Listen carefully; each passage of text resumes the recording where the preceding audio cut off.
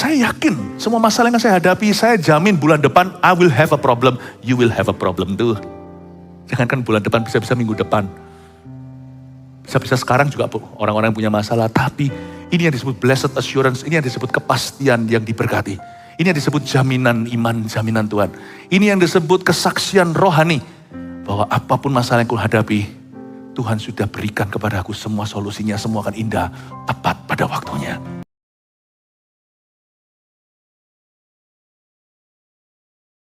Izinkan kami juga mengukir di lubuk hati Tuhan, puji-pujian dan penyembahan dari hati kami setulus-tulusnya. Yesus, Kau kami sembah, karena Kau adalah Tuhan. Kau adalah Allah yang hidup, tidak ada yang seperti Engkau. Di hadapan para ilah, kami memuji perbuatan-Mu, menyembah pribadi-Mu. Terima kasih Tuhan Yesus. Sebagai gembala yang Kau percayai, kepada jemaat, untuk jemaat yang Kau percayakan, hamba-Mu bersyafaat. Hamba minta ya Tuhan, Kau senantiasa menjadi the guiding light. Kau terus menjadi pelita pengharapan umat-Mu dan pelita di kaki kami. Setiap individu pribadi dan per unit family. Supaya Kau menuntun jemaat ini, sebab hamba-Mu tidak mampu. Hanya Tuhan yang sanggup mengembalakan. Ku kembalikan lewat doa syafaat ini, minta bimbingan ilahi atas setiap keluarga. Hamba minta Engkau memberikan kesehatan kepada setiap anggota jemaat yang Kau percayakan. Jangan ada satu lagi Tuhan yang jatuh sakit, yang sakit Kau sembuhkan. Hamba bersyafaat, menaikkan doa permohonan untuk pekerjaan mereka, karir profesi mereka, agar mengalami tuntunan. Agar Tuhan memberikan jawaban doa yang sesuai dengan firman. Berkati ya Tuhan Yesus pekerjaan mereka.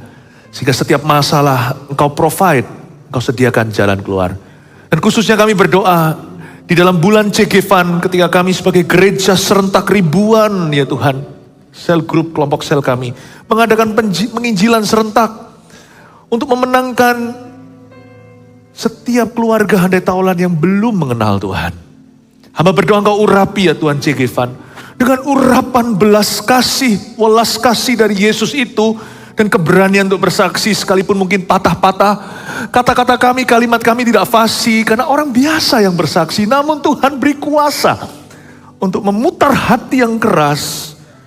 Berjumpa dengan Allah yang hidup dalam hidup ini.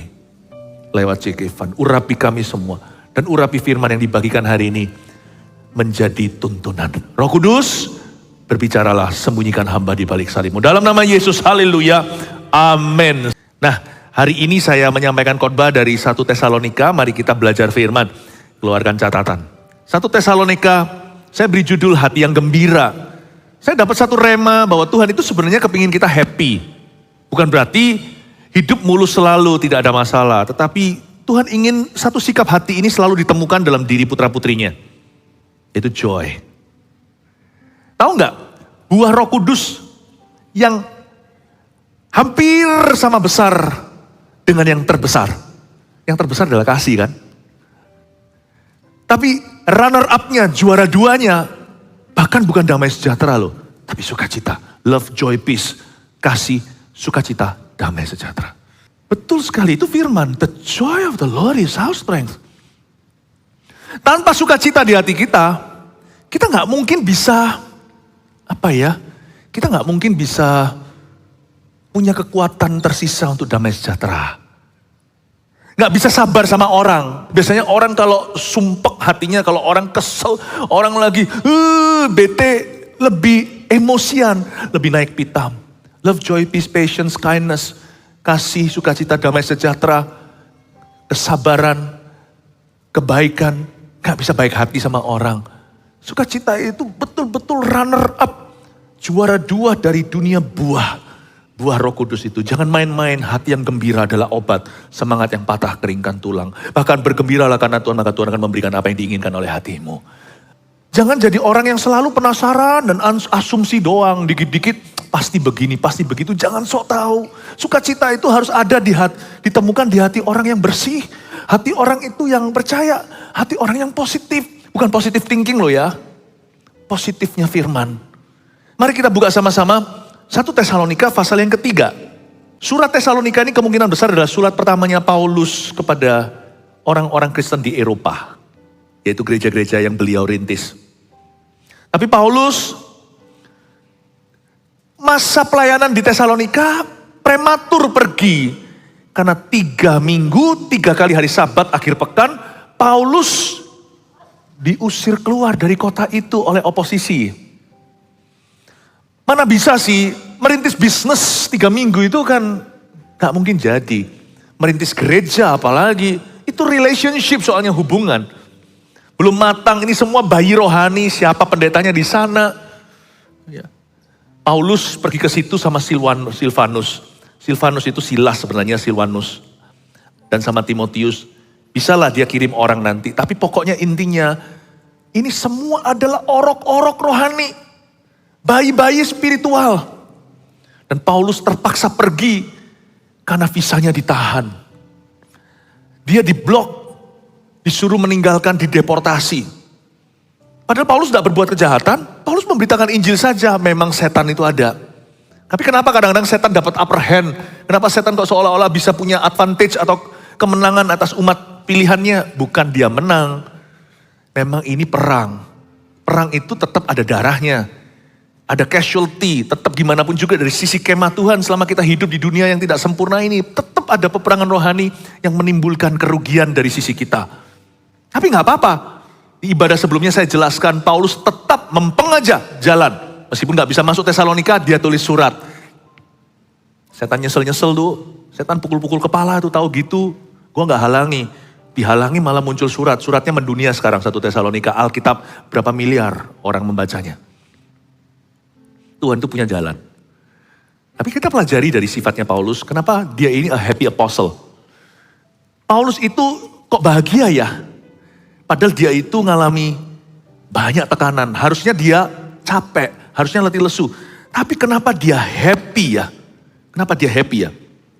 Karena Paulus menjaga hati. Dia jaga joy-nya. Tanpa joy gak ada misi. Tanpa sukacita, pernikahan bisa ambruk. Kalau tidak ada anggur baru, tanpa sukacita, biasanya orang langsung give up, lemparkan lap putih. Handuk putih tanda menyerah. Tapi Paulus jaga apinya. Paulus jaga sukacitanya. Do you keep your joy? Ada satu komoditas yang kalau tercuri susah diganti, sukacita. Emas dicuri orang masih bisa beli lagi kalau kita kerja dan diberkati. Hubungan pun masih bisa nanti pulih. Sukacita hilang. Habislah kekuatanmu. Tidak ada kekuatan Tuhan di dalam dirimu. Do you have the joy of the Lord? Jangan dicuri. Paulus jaga itu. Nah sekarang saya tunjukkan kepada Anda gimana dia jaga. Ternyata jaga sukacita itu lebih alami daripada yang kita kira. Beberapa kebiasaan buruk yang sembunyi di balik dinding hati itu harus dimunculkan ke permukaan dan dibuang jauh-jauh. Salah satunya adalah hati yang penasaran, tidak berbuat apa-apa. Jangan pasif, karena itu budaya timur, budaya Indonesia salah satu yang kurang bagus. Banyak budaya yang bagus dari bangsa kita, ramah, friendly, hospitality. Tetapi yang gak bagus itu yang malu-malu, yang pasif. Pasif itu gak bagus. Ternyata orang pasif itu biasanya kecuri sukacitanya. Mari kita baca, Paulus kan tertendang keluar, dia penasaran kan, gimana keadaan rohani, bayi-bayi rohani yang Tuhan percayakan. 3 pekan dia di sana, ayat 1, kami tidak dapat tahan lagi. Pernah gak ngerasa gak tahan? Perasaan kita, kami gak tahan lagi. Karena itu kami mengambil keputusan tinggal seorang diri di Athena. Lalu kami mengirim Timotius, saudara yang bekerja dengan kami untuk Allah dalam pemberitaan Injil Kristus, untuk menguatkan hatimu dan menasihatkan kamu tentang imanmu, supaya jangan ada orang yang goyang imannya karena kesusahan-kesusahan ini. Kamu sendiri tahu bahwa kita tidak ditentukan untuk itu. Saya belum lama melepaskan anak kedua sekolah di luar negeri. Antarkan dia. Sebagai orang tua ya, kalau anak itu jauh, misalnya kita dengar sakit gitu. Kami tidak tahan lagi, itu saya bisa ngerti. Itu seperti sakit bersalin.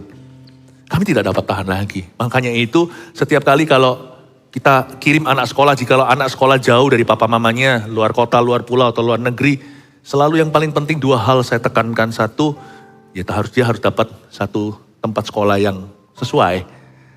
2, dia harus punya keluarga rohani di situ. Kalau sudah tahu mereka berada di tangan yang tepat, ada hamba Tuhan dan saudara seiman, makanya itu cari gereja.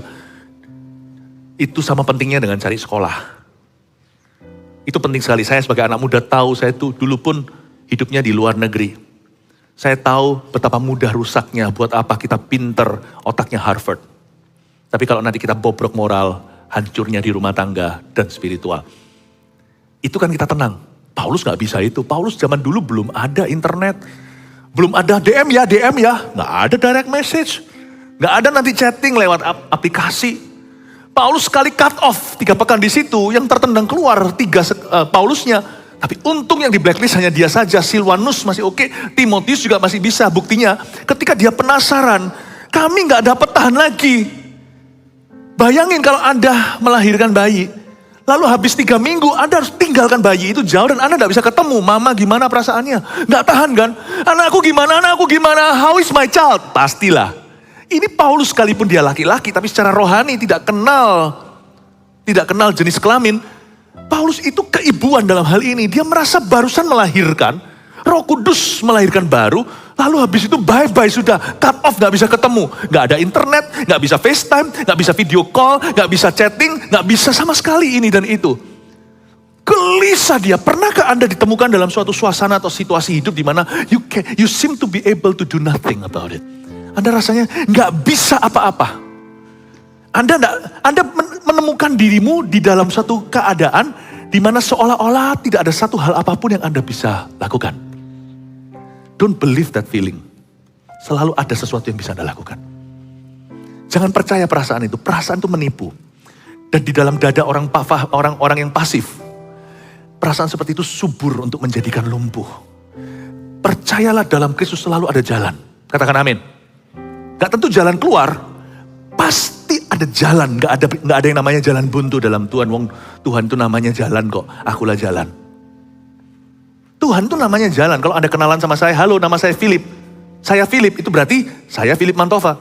Kalau Yesus berkata, akulah jalan, itu berarti saya jalan. Namanya Yesus itu jalan. Gak mungkin gak ada jalan. Dia buka jalan di mana tidak ada jalan. Gak mungkin. Bahkan orang Kristen zaman perjanjian baru, sebelum Antioquia, mereka tidak disebut Kristen. Nantinya, ketika kekristenan menyebar ke luar negeri, bukan di Israel saja, baru namanya Kristen, tapi sebelumnya mereka disebut the way, atau itu loh orang itu loh. Mereka itu loh, kelompok orang-orang itu yang dinamakan sang jalan. Kita dulu itu julukannya adalah jalan, sebelum kita disebut Kristiani. Orang Kristen gak ada jalan, gak mungkin. Kristen itu jalan. Cuman jalan keluarnya tidak tentu seperti yang kita harapkan. Makanya itu, kita pelajari ketika Paulus tahan, dia gak tahan lagi. Gimana nih bayi rohani kayak ibu, masih nyusu tuh anak, masih asik, tiba-tiba putus begitu. Ya, misalnya bencana alam, atau ada musibah lalu terpisah dengan bayi yang masih menyusu di dada. Gimana rasanya?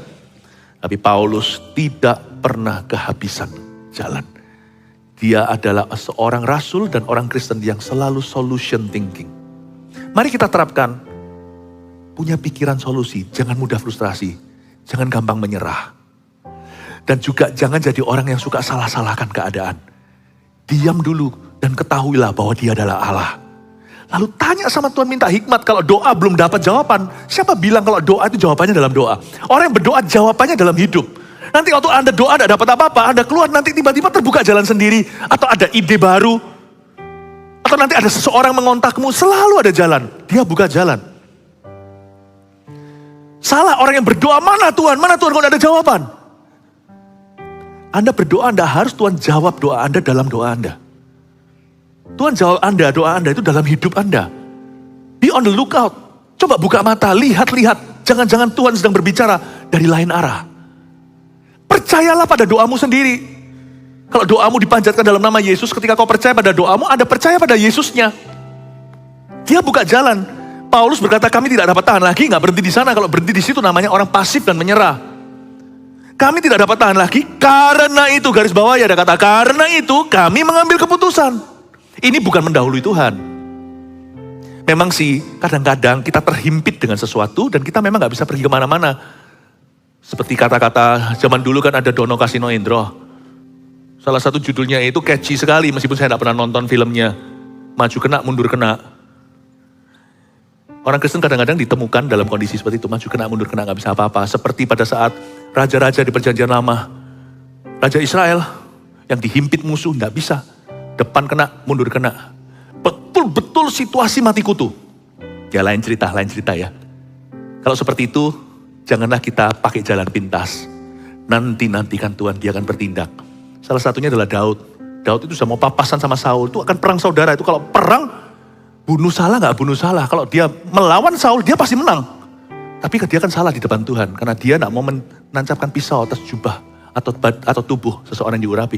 Tapi kalau dia diam, dia yang terbunuh. Gimana? Akhirnya ketika hampir ketemu di lembah peluputan itu, tiba-tiba Saul diperangi sama Filistin, langsung berbalik haluan. Itu tinggal 2 langkah lagi ketemu ujung dengan ujung. Daud dengan tentara Adulamnya dan dengan Saul dengan ribuan 6.000 orang itu. Dengan pasukan khusus Israel. Kalau memang sudah kepepet, Tuhan pasti akan tunjukkan jalan dari atas. Tapi sebelum kepepet, jangan bilang gak ada jalan. Jangan gampang nyerah. Kami tidak tahan, jangan berhenti di sana. Karena itu kami mengambil keputusan. Ambillah keputusan bijaksana. Di mana tidak ada jalan, keputusan terbijaksana adalah bersyukur dan berserah. Aku berserah pada Yesus Juru Selamat. Aku berserah. Yehosafat, raja-raja di perjanjian lama, udah di depan tuh orang-orang, udah gak bisa apa-apa. Dia diam mati kelaparan. Zaman dulu kalau perang itu di balik tembok perlindungan kotanya itu nggak bagus juga. Kalau seumpamanya aliran air itu ditahan, lalu di daerah situ ditutup bendungannya, mereka nggak dapat minum. Di dalam nggak ada makanan. Makanya zaman dulu itu ngeri kalau perang.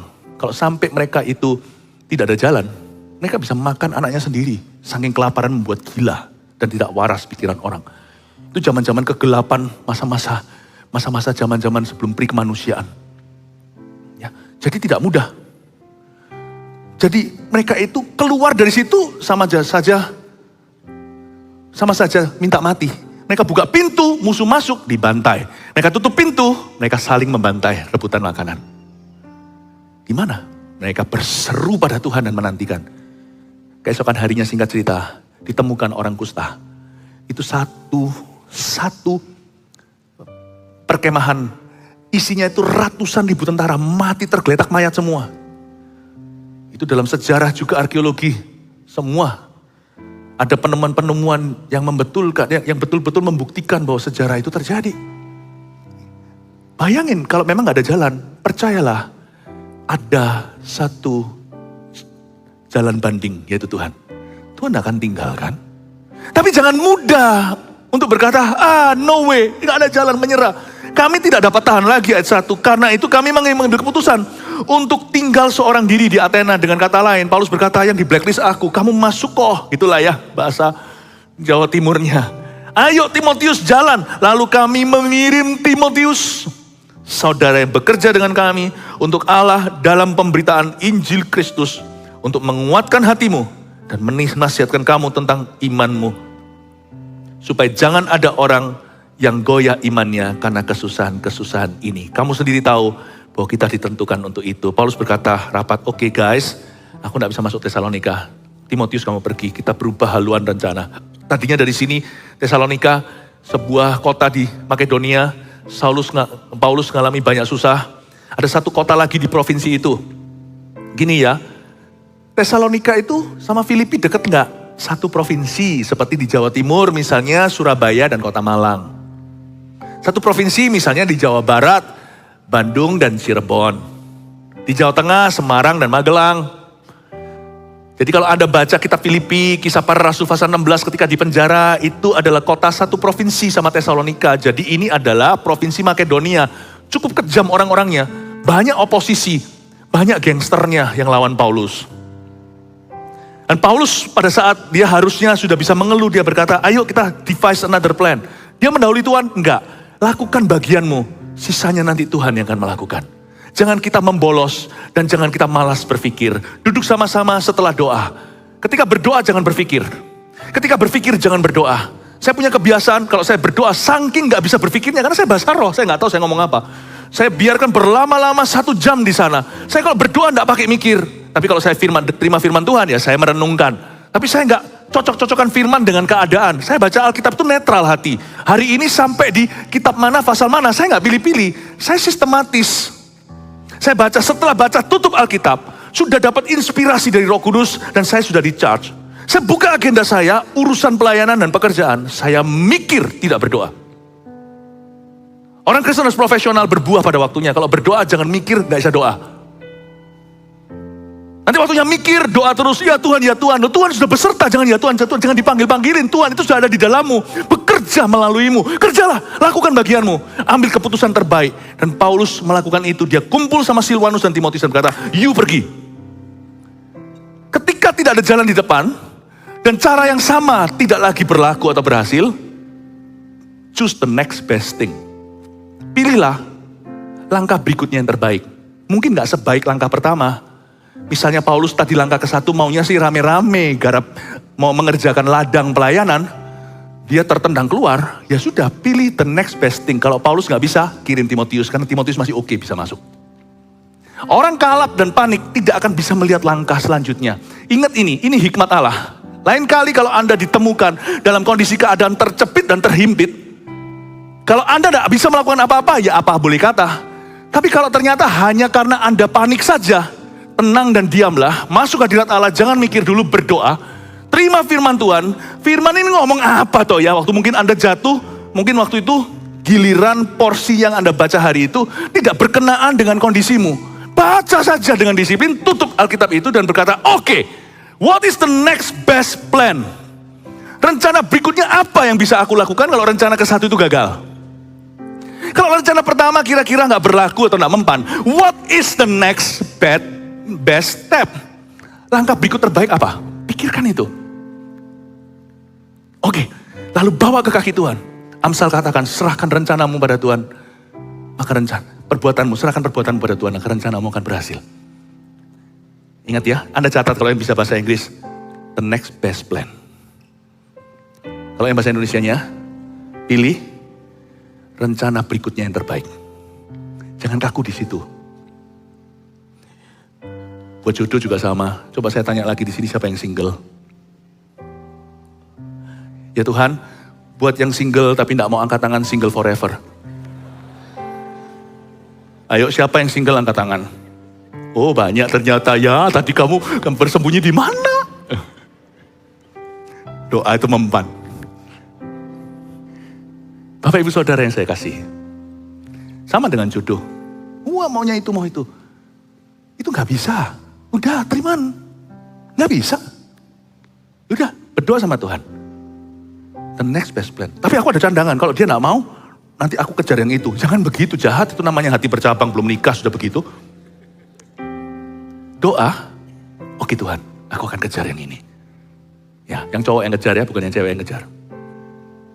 Kalau yang bagi yang single misalnya, Anda dengan kaku, patah hati itu mau forever tah? Mau selama-lamanya Anda kecewa, gigi jari kok begitu-gitu, nanti jadi Anda orang picik. Nanti jadi orang yang bujangan, gak apa-apa bujangan selama-lamanya, bujangan itu indah, Anda lengkap. Kalau Anda bersama Kristus, menikah juga lengkap kalau Anda bersatu dengan Kristus. Tapi Anda tidak jadi orang kepahitan. Pekerjaan juga sama, maunya gitu. Ini bukan tentu zaman orang memilih pekerjaan. Ini zaman pekerjaan memilih orang. Asal pekerjaanku halal dan benar, ya Tuhan gak apa-apa. Next best planku ini. Ekspektasiku memang gak tercapai. Maunya sih bayaran begini gaji. Tapi untung-untung sekarang. Orang S2 aja gak tentu punya kerja. Tuhan terima kasih. Always choose the next best plan. Jangan jadi orang yang kepahitan, kecewa, lalu berkata, mana ada Tuhan. Gak tentu keputusan itu turun dari sorga dalam bentuk malaikat turun. Gabriel berkata, kadang-kadang it's just one decision away. Ada satu keputusan yang harus Anda ambil. Kami gak tahan, kata Paulus. Karena itu kami ambil keputusan. Dia gak mendahului Tuhan. Dia bertanggung jawab atas pelayanannya. Choose the next best plan. Coba renungkan, apakah kira-kira rencana berikutnya yang terbaik dalam kehidupan Anda yang Anda belum buat. Dan kalau memang gak bisa berbuat apa-apa, tidak salahnya untuk berserah kepada Tuhan. Tetap bersyukur. Aku meskipun tetap jalan di tempat, gak apa-apa. Aku gak akan mundur. Kalau Anda gak bisa maju, jangan mundur. Berapa banyak orang Kristen mundur ketika di dalam tekanan.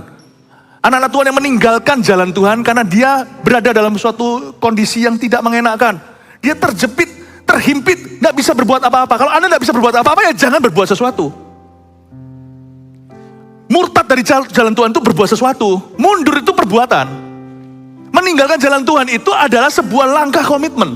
Untuk mundur itu gak mudah. Buktinya Anda mau mundur, berapa banyak anak-anak Tuhan yang beritahu jangan ya. Jangan please. Mungkin suaminya sendiri, mungkin istrinya. Ayo, Papa harus berapi-api lagi bangkit. Untuk mundur itu Anda harus lawan arus. Don't be so committed. Jangan terlalu komitmen kalau mau meninggalkan Tuhan. Tapi komitmenlah pada Tuhan. Kalau Anda tidak bisa berbuat apa-apa, jangan berbuat apa-apa. Berserah. Saya nggak perlu mundur, saya nggak bisa maju, saya tahu. Maju kena, mundur kena, dan I will stay. Ku ingin tetap di sini, menikmati bait-Mu. Aku itu cocok kali. Ku ingin tetap di sini, dan memandang indah wajah-Mu. Wajah Tuhan indah dipandang, wajah kita waktu nyanyi itu mungkin gak indah dipandang. Lumer semuanya, air mata, air hidung semua. Kita hancur-hancuran, gak apa-apa, tapi tetap katakan, ku ingin tetap di sini. Mundur aku gak mau. Meskipun aku maju gak bisa. Menikmati bait-Mu. Ku ingin tetap di sini. Dan memandang indah wajah-Mu. Kalau datang ke gereja, berlumuran, bukan darah. Berlumuran darah kalau kita bawa ke hospital. Tapi kalau Anda berlumuran air mata datang ke sini, gak usah peduli. Kalau di sini ada Samuel, seperti perjanjian lama yang gak penuh Roh Kudus, gak peka. Yang kira Anda gila, gak waras, komat kami sendiri datang, gak apa-apa. Datanglah kalau perlu ke sini, gak usah sisiran. Gak ada orang yang akan berani menghakimimu selama kami adalah gembalamu. Come here, pray. Dan berkata, Tuhan aku tidak bisa kemana-mana, minggu-mingguku sekarang terhimpit. Aku hanya bisa ke gereja, datanglah ke sini. Pray, rumahku disebut rumah doa. Gak bisa maju, gak usah mundur. Temukan dirimu di dalam rumah Tuhan, satu hal yang kuinginkan. Diam di rumah Tuhan, seumur hidupku. Menyaksikan kemurahan Tuhan dan menikmati bait-Nya dan firman-Nya. Amin Bapak Ibu Saudara. Saya bisa pelajari, kelihatannya 1 Tesalonika hanya surat, tapi waktu saya baca, Paulus ini dalam masalah. Tapi kok bisa dia berkata, kami gak dapat tahan lagi, tapi gak apa-apa, kami ambil keputusan ini. Timotius, go! Ya. Harus aktif mencari solusi, dan kalau solusi gak ada di depan, belakang pun gak bisa, jangan mundur. Carilah Tuhan, kalau solusinya sudah amblas. Amin?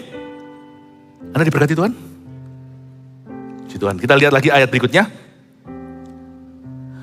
Ayat 4, sebab juga waktu kami bersama-sama dengan kamu, telah kami katakan kepada kamu, bahwa kita akan mengalami kesusahan. Dan hal itu seperti kamu tahu telah terjadi. Jadi Paulus sudah memberikan satu profesi. Ya, dia sudah memberi sebuah nubuatan waktu itu. Guys, let's hope for the best, but prepare for the worst. Mungkin dia sudah mulai dengar sesuatu akan terjadi di Tesalonika. Di ibadah sebelumnya saya jelaskan lebih terperinci, the Thessalonian mob, atau gangster Tesalonika berkedok agama. Paulus sudah tahu ini kan sesuatu terjadi selain dia peka. Mungkin Paulus itu kan punya banyak teman ya. Salah satu kejadian di Kisah Para Rasul itu teman yang memberitahu dia itu seorang perwira. Dia itu punya teman orang Italia. Paulus itu kan bisa berbagai bahasa, multilingual dia. Dan dia seorang ambasador tenan. Jadi dia itu punya teman bukan hanya Yahudi. Jadi dia bisa ngomong, bisa ngerti bahasa orang. Bisa ngerti kebudayaan orang. Jadi dia punya banyak teman. Nah mungkin pada waktu itu dia ada beberapa teman udah beritahu intel-intelnya ini sesuatu akan terjadi. Kamu akan di kick out. Sebab juga waktu kami bersama dengan kamu kan sudah kami katakan pada kamu bahwa kita akan mengalami kesusahan. Orang Kristen harus gini mentalnya. Udah harus siap. Jangan mau hidup 1 tahun lagi. Bukan berarti boleh bunuh diri. Kalau Anda hidup, siapkan ke depan ini. Akan ada masalah yang Anda hadapi. Nggak mau masalah, jangan hidup. Aku udah mau punya masalah. Hati-hati dengan doa itu. Langsung dut. Kalau dijawab sama Tuhan. Dut ya, bukan dut. Kalau dut itulah. Langsung putus nyawa kalau memang Tuhan jawab. Untung Tuhan tidak jawab semua doa. Tapi kalau kita jalan ke depan, prepare for the worst. Orang Kristen harus siap dengan sukacita. Sukacitaku gak boleh tercuri. Sukacita kalau tergantung keadaan. Wah, roller coaster, up and down. Gak baik loh up and down itu. Apapun yang up and down gini akan merusak kerohanianmu. Belajar konsisten, joyful. Paulus menulis surat lagi di Filipi kalau Anda baca. Filipi pasal 4. Bersukacitalah, sekali lagi ku bersukacitalah. Itu dia tulis dari penjara. Luar biasa konsisten. Belajar untuk konsisten. Masih konsisten. Dan orang Kristen harus konsisten punya joy dan prepare for the worst. Anda harus tahu di depan pasti ada problema. Siapkan dirimu. Hope for the best though. Mari kita tetap berharap punya yang terbaik. Jangan jadi orang yang pesimis. Pernah gak lihat orang yang tidak punya harapan sama Tuhan itu pesimis. Gak bisa, gak mau. Aduh, nanti kan ujungnya pasti mati. Kita semua pasti sakit. Jangan gitulah. Hidup jadi kelabu gara-gara begitu. Menurut saya nanti yang membunuhmu bukan penyakitmu. Yang membunuh Anda nanti bukan semua problema yang Anda takutkan. Yang membunuh Anda nanti adalah roh takutmu. Buat apa sih kita menderita di tangan kita sendiri? Sedangkan penderitaan itu sudah menjadi porsi yang pasti dalam hidup ini. Mari kita bersuka cita dalam Tuhan. Selama hati kita itu tetap joyful, punya sukacita, kita jaga. Dan otak kita, hati kita itu dipenuhi dengan kalau kita itu menerapkan solution thinking atau berpikir solusi. Saya dengan berani mengantisipasi semua problema di depan, bukan nantang lo ya. Apapun masalah di depan, reservasi RSVP dulu. Seperti mau pergi ke pesta. Aku datang, 2 packs, 2 orang. Udah beritahu dulu, apapun masalah di depan itu, aku sudah punya solusinya. No, bukan aku. Tuhanku sudah punya solusinya. Ayo datang, hadapi setiap hari bangun tidur. Ku terus mandi, sebelumnya doa dulu dan berkata, I'm ready. Makanya saya berbahasa roh, berbahasa lidah tiap pagi. Karena bagi saya itu upload dalam spirit saya semua solusi sebelum masalah itu menerpa saya. Sebelum satu problema menerjangku, spiritku sudah diisi dengan kuasanya. Saya yakin semua masalah yang saya hadapi, saya jamin bulan depan I will have a problem, you will have a problem too. Jangankan bulan depan, bisa-bisa minggu depan. Bisa-bisa sekarang juga orang-orang punya masalah, tapi ini yang disebut blessed assurance, ini yang disebut kepastian yang diberkati. Ini yang disebut jaminan iman, jaminan Tuhan. Ini yang disebut kesaksian rohani, bahwa apapun masalah yang ku hadapi, Tuhan sudah berikan kepada aku semua solusinya, semua akan indah, tepat pada waktunya. Oh haleluya. Itu iman. Makanya Paulus bilang gini, sebab juga waktu kami bersama dengan kamu telah kami katakan pada kamu bahwa kita akan mengalami kesusahan. Lalu ayat 5, itulah sebabnya maka aku karena tidak dapat tahan lagi. Paulus gak dapat tahan lagi, jadi ternyata Paulus pun punya batas kekuatan, dia gak tahan. Maka aku karena tidak dapat tahan lagi telah mengirim dia, yaitu Timotius, supaya aku tahu tentang imanmu. Karena aku khawatir kalau kamu telah dicobai oleh si penggoda. Ini kan praduga tak bersalah, tapi Paulus punya hak khawatir dong. Mama kalau lihat di luar sana udaranya lagi panas, hujan panas. Kita kan juga memberi anak kita vitamin bukan karena kita gak beriman. Karena kalau berubah-ubah cuaca nanti dia flu gimana? Apalagi kalau nanti cuacanya cuaca bukan di Indonesia yang kondusif, tapi cuacanya yang ada dingin sekali, panas sekali. Kan gak ada salahnya mama itu khawatir anakku gimana ya, kehujanan enggak. Jadi Paulus itu gak tahan, ayat 5 itulah sebabnya maka aku karena tidak dapat tahan lagi telah mengirim dia supaya aku tahu tentang imanmu. Karena aku khawatir kalau kamu telah dicobai oleh si penggoda dan kalau usaha kami menjadi sia-sia. Berhenti di sana. Kadang-kadang kita muluk-muluk memikirkan tentang seorang rasul. Kita kira bahwa Paulus selalu mendengar audible suara Allah. Paulus itu sama gak taunya sama kita. Makanya Alkitab mengajarkan dalam surat tulisannya sendiri di Roma, kita harus hidup oleh iman. Paulus tidak kecuali. Ada instances, ada kejadian-kejadian di mana Tuhan mampir ketemu sama dia, misalnya di kota tertentu, Tuhan beritahu, kamu jangan takut, beritakan Injil, aku punya banyak pengikut di kota ini. Ketika dia dalam kapal karam, itu kan bahayanya nyata. Paulus mendapatkan visitasi, seorang angel, seorang malaikat datang kepadanya. Tapi tidak selalu begitu. Tidak setiap hari. Sebagian besar isinya adalah beriman. Paulus pun bisa khawatir seperti kita, dia tidak maha tahu. Yang maha tahu hanya Tuhan.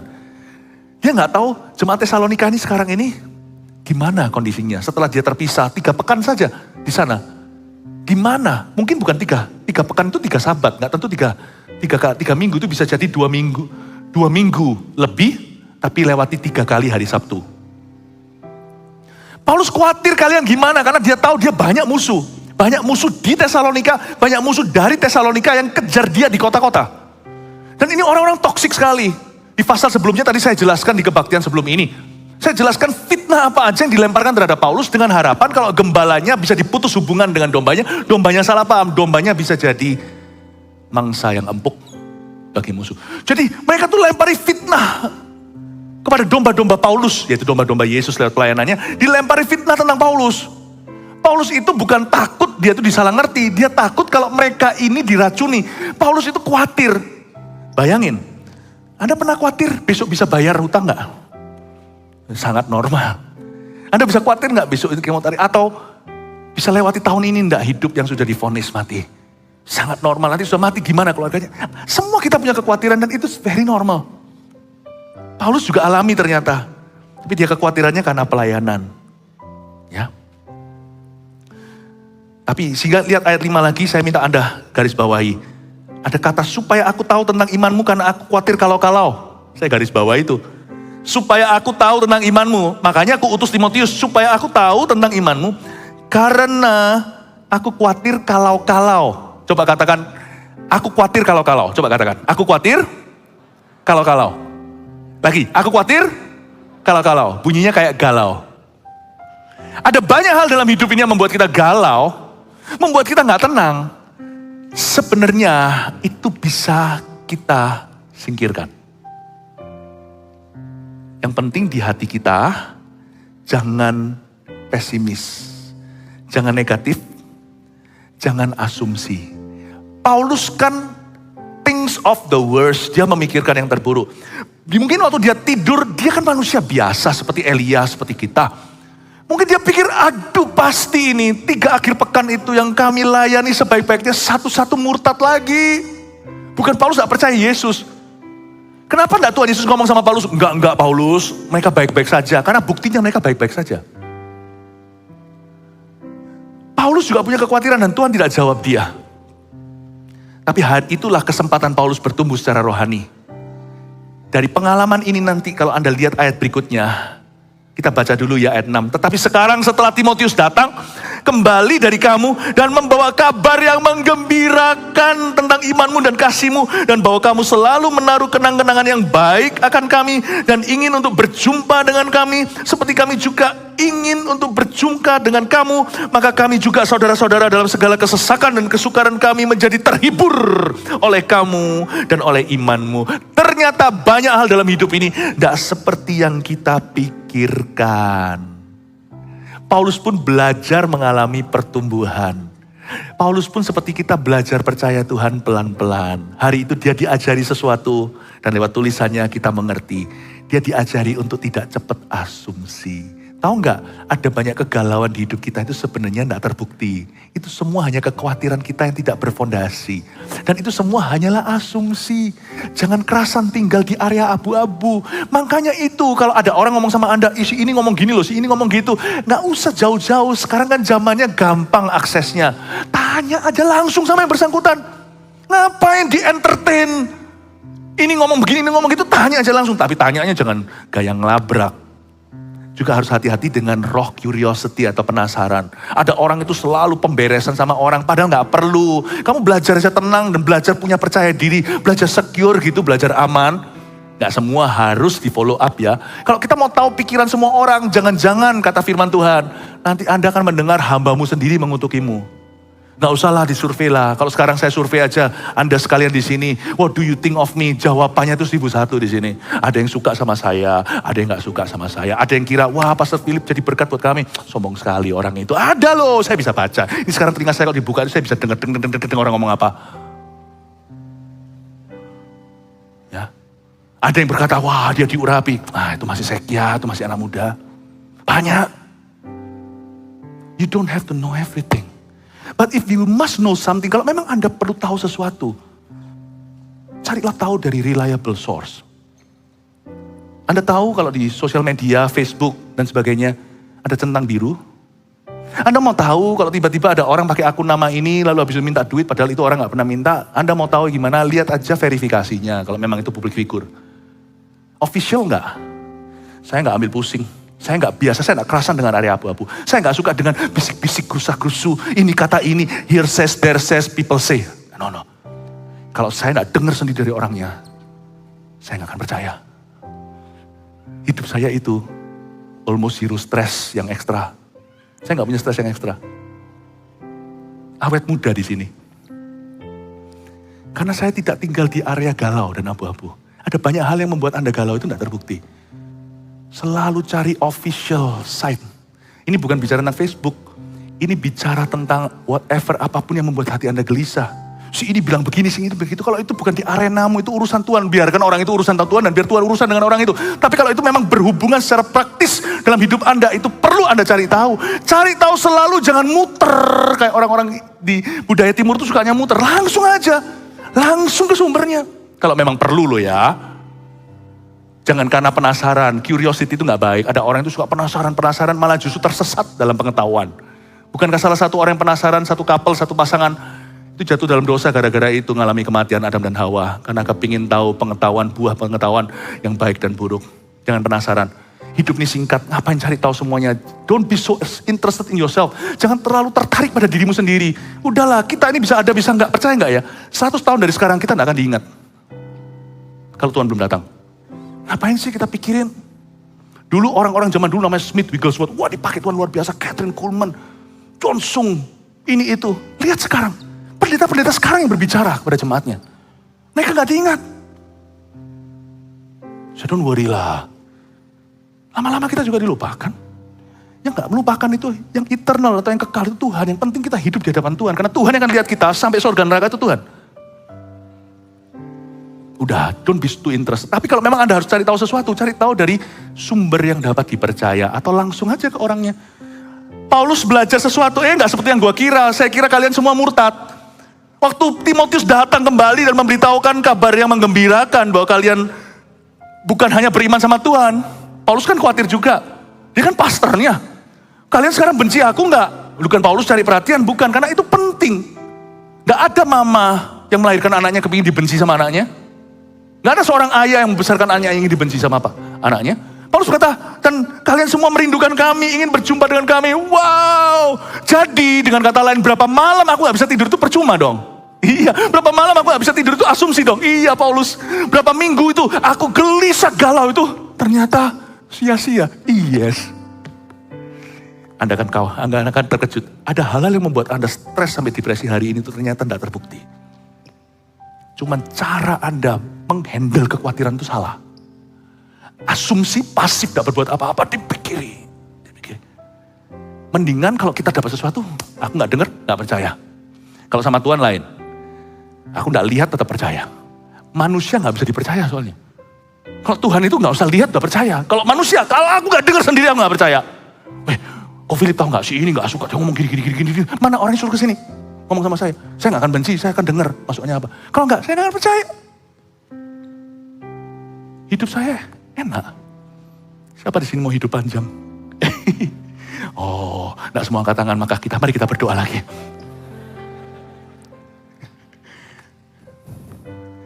Udah gak usah dipikiri. Saya khawatir kalau-kalau itu loh, apa sih? Supaya aku tahu tentang imanmu karena aku khawatir kalau-kalau. Kalau aku khawatir kalau-kalau. Hapuskan itu dari hidupmu. Jangan asumsi. Dan jangan curious. Jangan jatuh dalam curiosity. Banyak hal tidak seperti yang kau pikirkan dalam hidup ini. Malah justru yang harus kau khawatirkan tidak Anda khawatirkan. Yang tidak perlu dikhawatirkan, dikhawatiri tiap hari. Gimana bisa happy? Saya lebih khawatir hari ini keselamatan orang lain sih terus terang. Kita bisa dilupakan baik buruknya. Orang lain itu akan masuk neraka selama-lamanya. Itu menurut saya yang perlu dikhawatirkan sih menurut saya. Makanya kita adakan Cikifan. I think it's more important. Amin Bapak Ibu Saudara.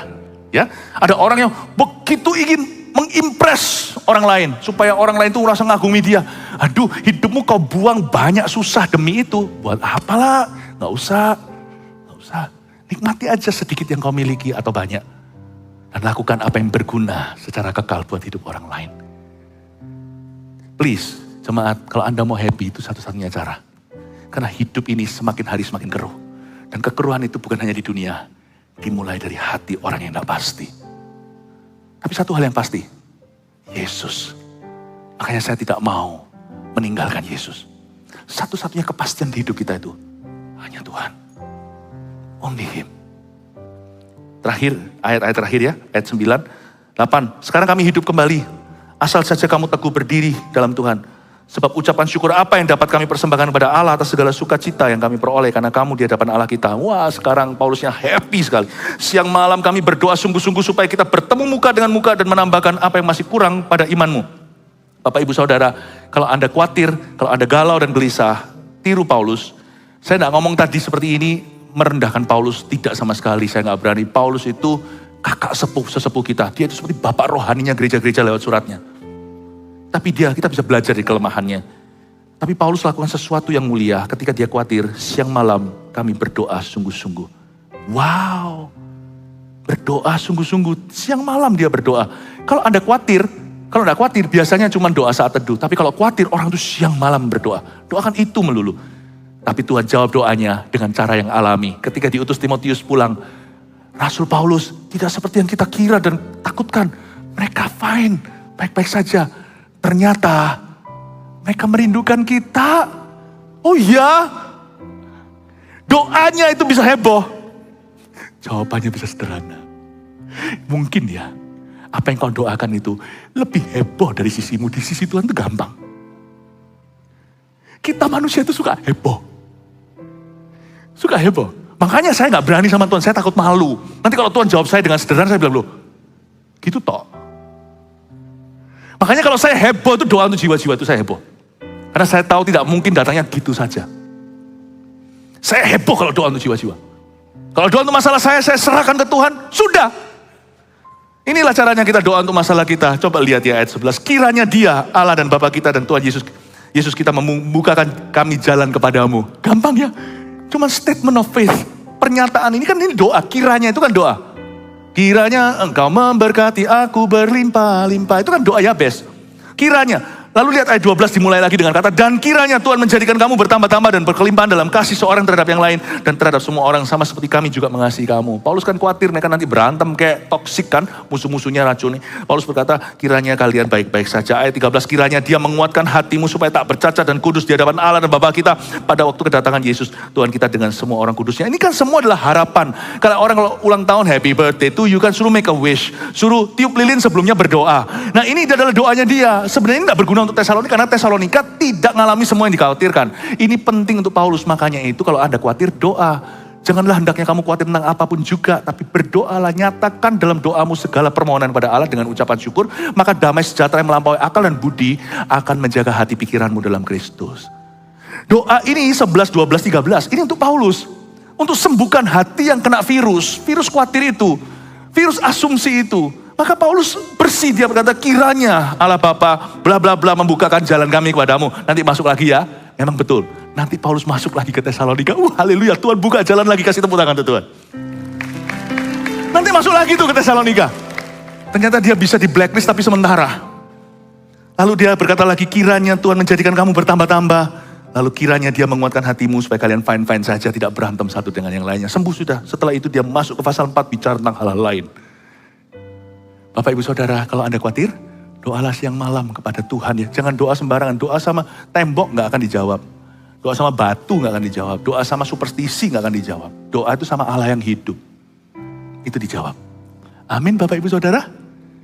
Saya harap Anda diberkati hari ini. Dan kata-kata kiranya itu menunjukkan hati Paulus di akhir dari pasal itu telah berhasil mengalahkan kekhawatirannya dan berujung berserah. Mari kita belajar berserah sama Tuhan.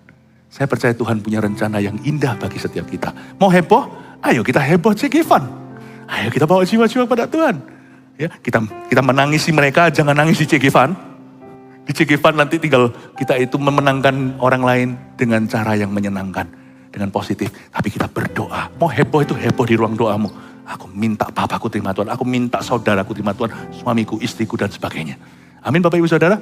Ini waktunya kita jadi seorang anak Tuhan yang selalu berpikiran iman. Cari solusi, jangan asumsi. Apalagi satu asumsi. Coba ada satu asumsi lagi yang orang selalu katakan, saya takut ngerepoti. Anda akan kaget, ada orang tertentu tuh menunggu kau repoti. Itulah beberapa orang jadi gak jadi. Karena kadang gak pernah buka mulut. Padahal kepingin tanya sesuatu, gak dilakukan. Akhirnya gak jadi jodohan. Atau gak jadi berbisnis bersama. Gak jadi ini, gak jadi itu. Ada banyak sekali peluputan terjadi Karena sudah asumsi di hati. Asumsi, gak mungkin lah, gak mungkin lah. Orang yang begitu udah asumsi. Anda kok tahu gak mungkin? Sudah riset kah? Sudahkah Anda selidiki baik-baik? Gak ada salahnya tanya. Pernah sekali saya itu didorong, digerakkan Tuhan untuk tanya seseorang sesuatu. Ternyata itu yang sangat dibutuhkan orang itu. Untung saya gak asumsi, orang itu nanti mikir apa tentang saya. Kalau pertanyaan itu baik dan sopan, siapa tahu itu dari Tuhan. Bapak ibu saudara, belajar peka. Jangan mudah untuk mematahkan semangat sendiri. Jangan gampang asumsi. Amin Bapak Ibu Saudara. Jangan pikiran negatif sama orang lain. Apalagi sama Tuhan. Mulai hari ini saya yakin jemaat ini akan semakin peka dan semakin diberkati. Kasih tepuk tangan untuk Tuhan. Haleluya. Mari kita semua berdiri.